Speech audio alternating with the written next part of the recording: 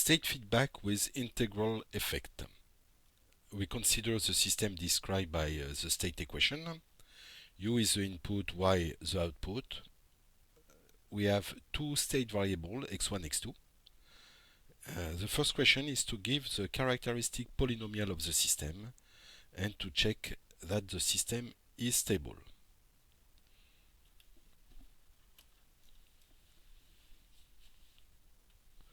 This is the system. It is monovariate because I have only one input.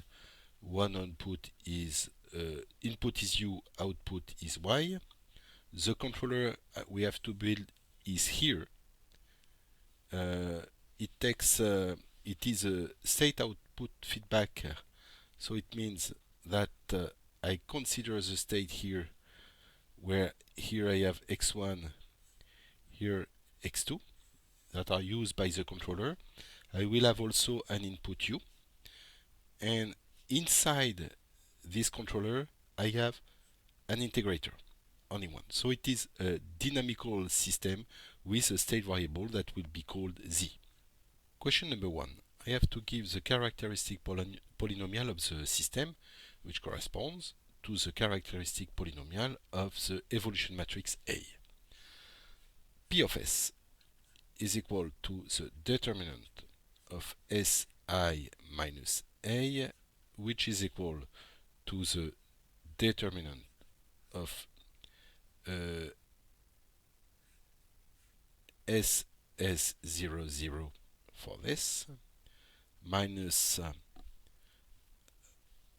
1102 for A, and this is equal to the determinant of S minus 1 minus 1, S minus 2, 0, which is equal, since it is diagonal, S minus 1, S minus 2.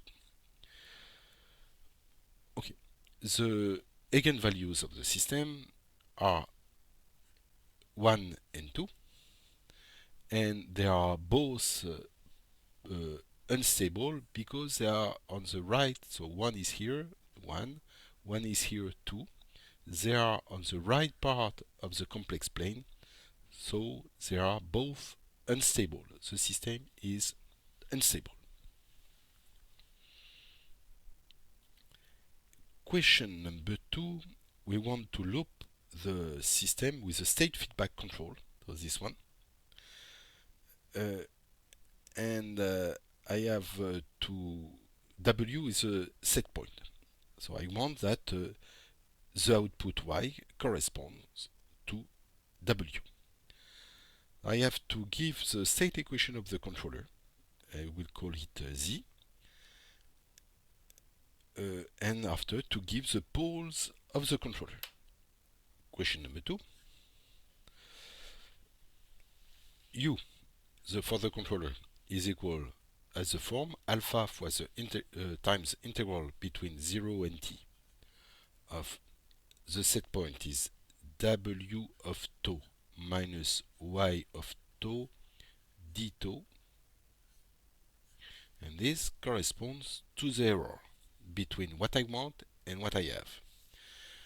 And also I have this term which corresponds to the state feedback.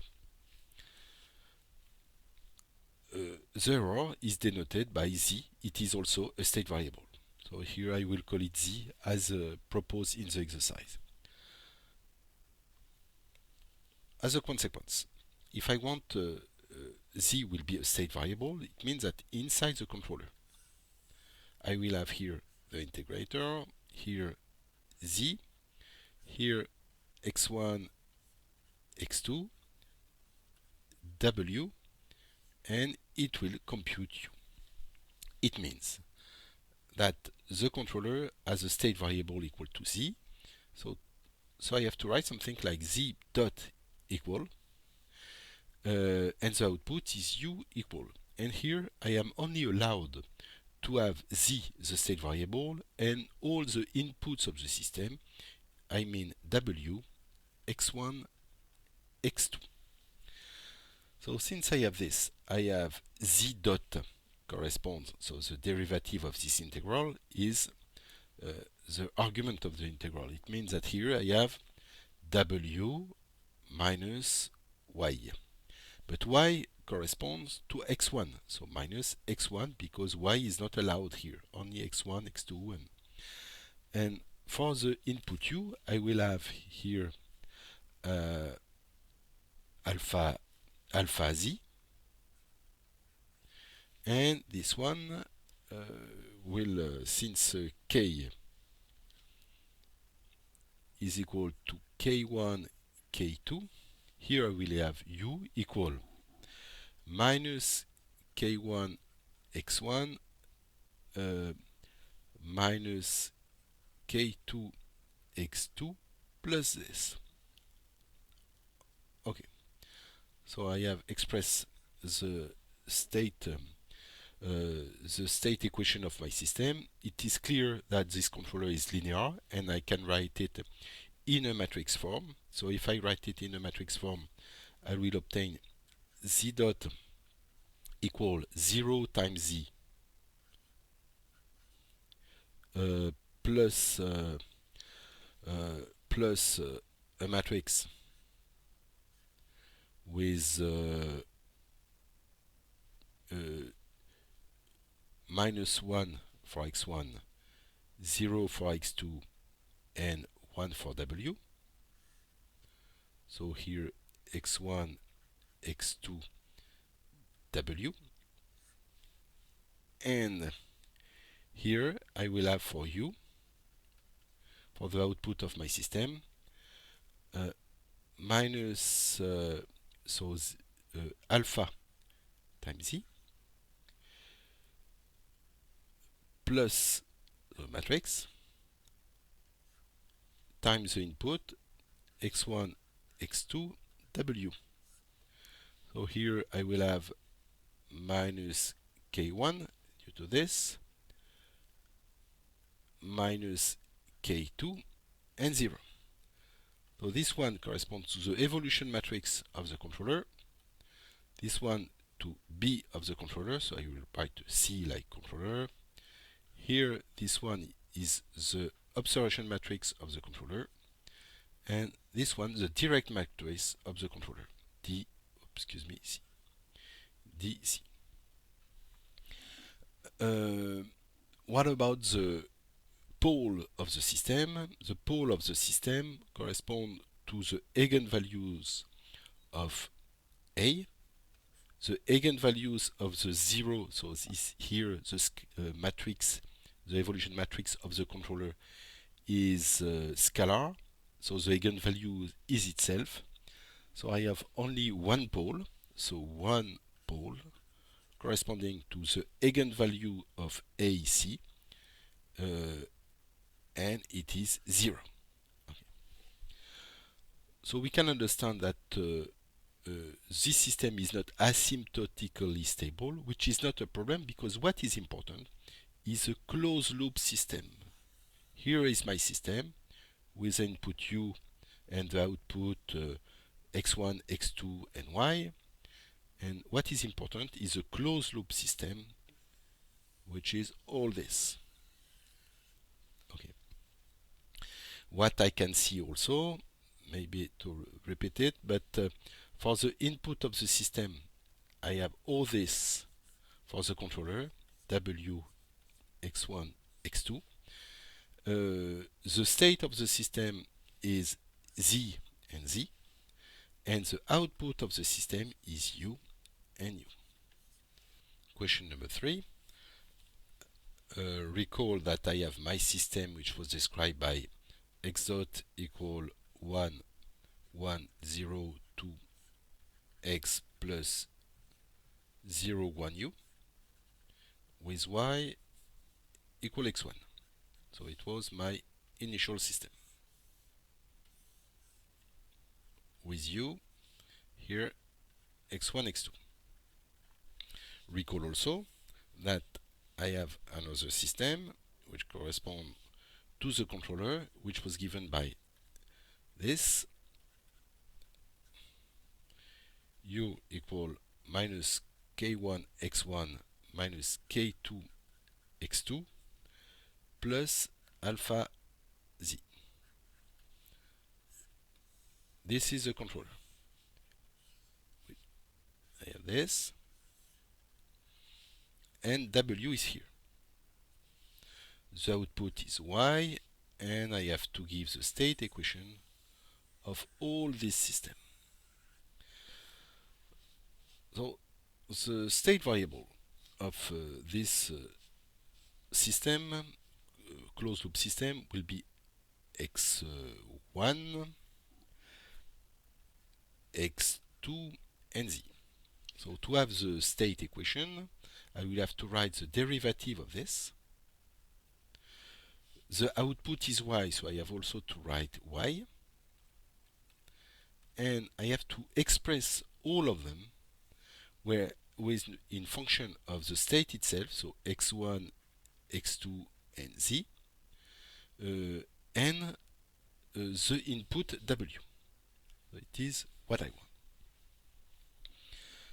want. For this, I will read this equation, and I will get here x dot 1 equal x1 due to this plus x2 due to this plus 0u. So I have this. x1 and x2 are allowed. Now for x dot 2. So for x dot 2, I will have due to this 2x2 plus u. But u is not allowed. And u is given here. So I will have to write minus k1 x1 minus k2 x2 plus alpha z, and all of them are allowed. Okay. Now z dot is equal to w minus x1. All are allowed. And for y, it corresponds to x1. So this is the state equation of my system, closed loop system. In a matrix form, I can write x1, x2, z dot is equal to, so I will have a matrix. This matrix will be 1, 1, 0. Due to this, here I will have x1, x2, z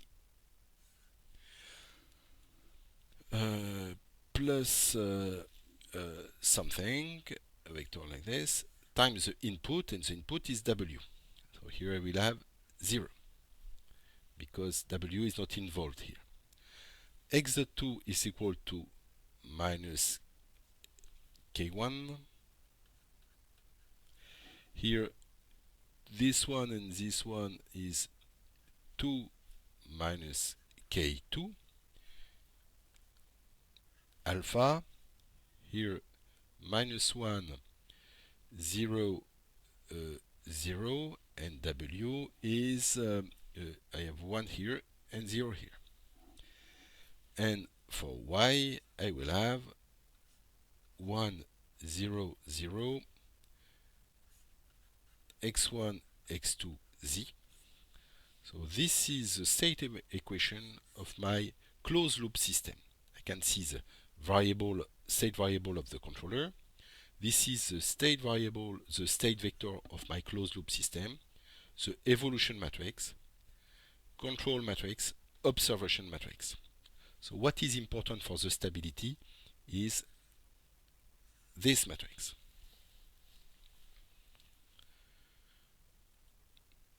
Question number 4. Calculate k and alpha so that all poles of the closed loop system are equal to minus 1. So minus 1 is stable eigenvalue.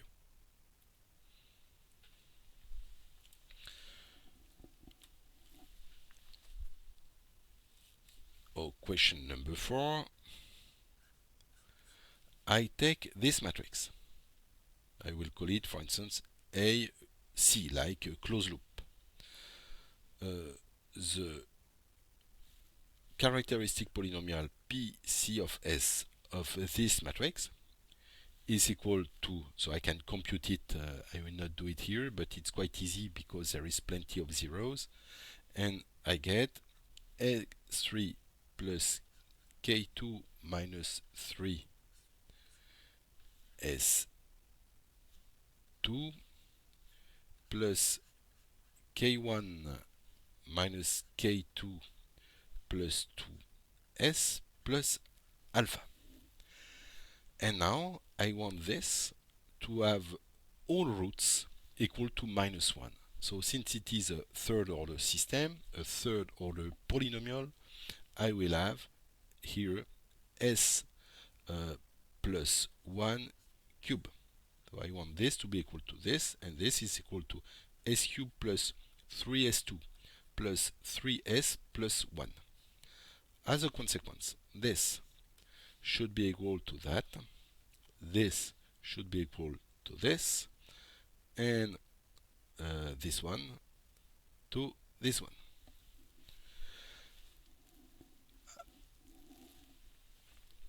From this, I get that alpha equal to 1, K1 is equal to 7, and K2 equal to 6. Question number 5. We choose a set point which is constant. So this constant is named W bar. Since the system is stable, because I have chosen the eigenvalues to minus 1, the state variable will converge to a constant value, so x bar and z bar. And now we want to know to what value y will converge to.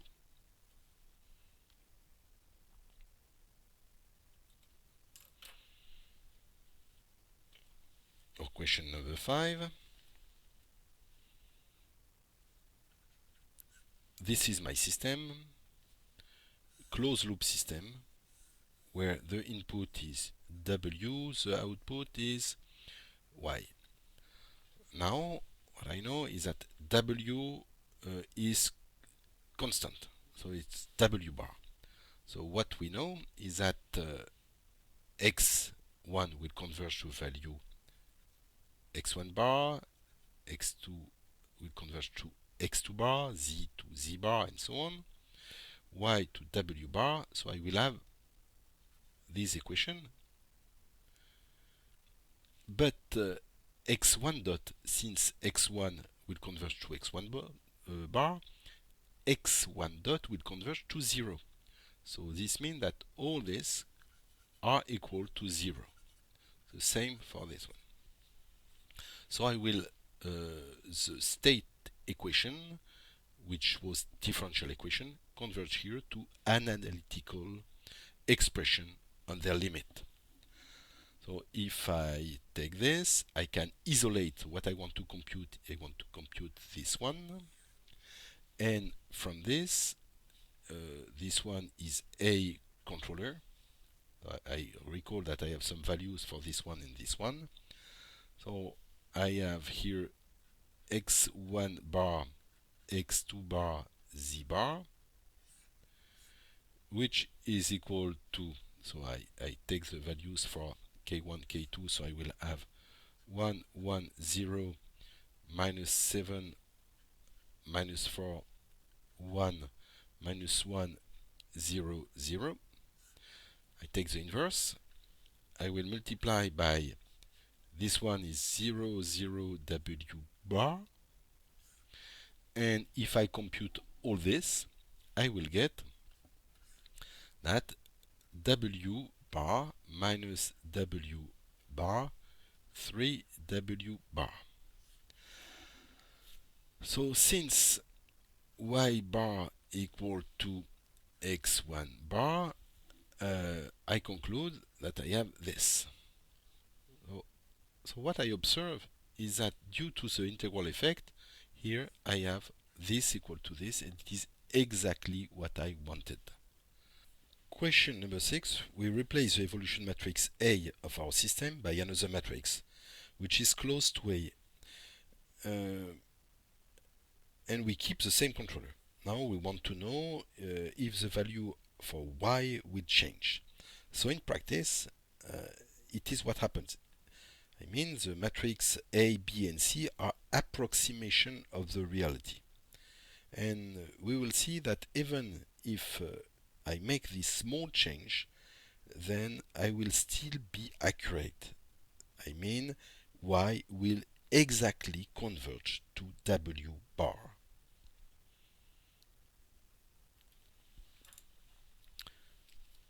Oh. Question number 6.